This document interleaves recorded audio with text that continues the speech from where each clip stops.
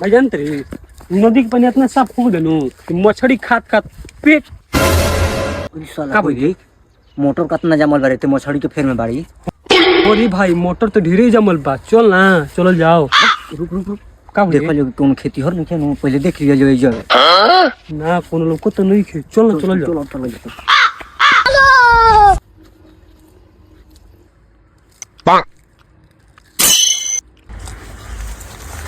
कहाँ रे अंदर कहाँ रे? रुक साला अंदर लहा लहाइल बटुए तुरे दे ढेर फरोड़ा।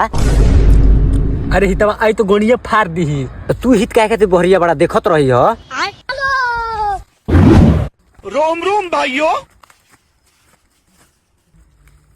रुको जरा। रोम रोम भाइयों।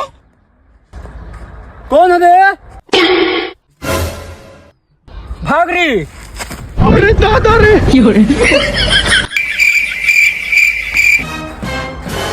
साला पूरा हम छेली बसत